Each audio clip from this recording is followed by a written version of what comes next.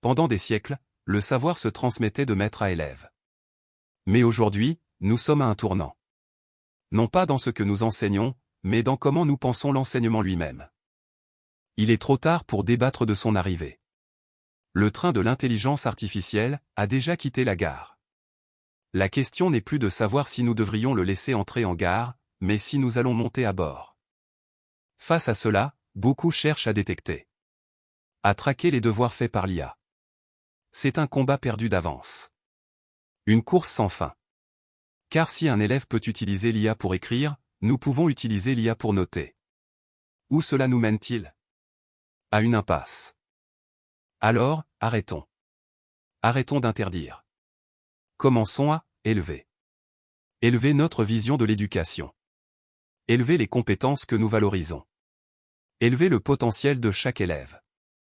Regardons en arrière. Il fut un temps où une belle écriture à la plume était un signe d'éducation et de raffinement. Puis sont venus le stylo, la machine à écrire, l'ordinateur. Nous avons perdu la calligraphie, mais nous avons gagné en efficacité, en vitesse, en capacité à partager des idées à l'échelle du monde. Nous n'avons pas perdu l'écriture, nous l'avons libérée. Le vrai changement, aujourd'hui, se joue ici. Dans le passage de la mémorisation à la compréhension. Savoir réciter par cœur les 118 éléments du tableau périodique, est-ce encore la compétence cruciale? Ou est-ce de comprendre les principes qui les régissent? De prédire une réaction? De créer un nouveau matériau? Les outils nous libèrent de la mémoire, pour nous consacrer à la pensée. Prenons les mathématiques. Pendant des décennies, l'accent a été mis sur l'arithmétique. Sur des heures de calcul répétitifs. Aujourd'hui, la vraie question n'est plus combien font 2357 x 489. L'outil le fait en une microseconde. La vraie question est, quel calcul dois-je faire, et pourquoi? Moins de répétition. Plus de logique, de modélisation, de raisonnement. C'est comme la différence entre savoir lire une carte, et savoir naviguer. Le GPS est notre outil nous guide. Mais que se passe-t-il s'il tombe en panne? Si nous perdons le signal? Celui qui a compris les principes de la navigation, qui sait s'orienter, trouvera toujours son chemin. Notre rôle est d'enseigner la navigation, pas seulement la mémorisation des routes. Il est temps de voir l'IA pour ce qu'elle est vraiment. Ce n'est pas un envahisseur venu remplacer l'enseignant.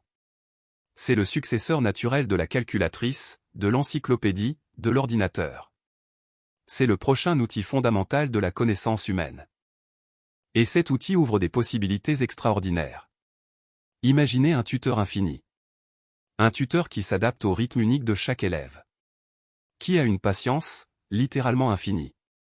Qui peut expliquer un concept de 10 façons différentes, jusqu'à ce qu'enfin, ça clique. L'enseignant, libéré de cette tâche, devient alors un guide, un mentor, un inspireur. Cet outil est aussi un éditeur personnel, qui corrige la grammaire pour laisser l'élève se concentrer sur ses idées. Il est un égaliseur. Il offre l'apprentissage juste à accent grave-temps et des synthèses vocales à celui qui en a besoin. Il comble les lacunes, en temps réel. Et c'est là que réside peut-être sa plus grande promesse, l'équité. Pendant trop longtemps, l'excellence éducative a été limitée par la géographie et de la richesse. Aujourd'hui, le cloud et un navigateur peuvent démocratiser l'accès aux meilleurs outils, aux meilleurs tuteurs, aux meilleures explications. Pour toute personne connectée. Alors, que faire dans nos salles de classe?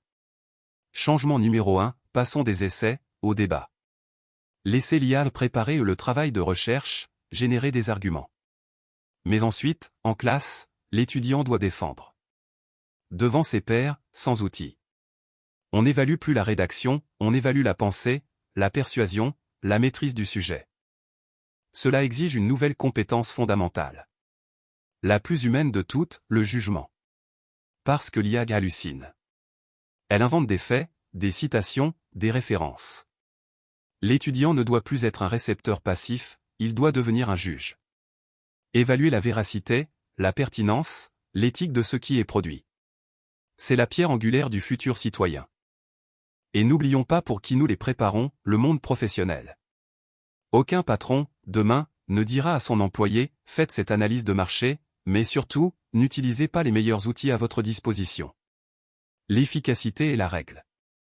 Envoyer nos élèves dans l'économie moderne sans maîtriser l'IA, c'est les envoyer désarmés.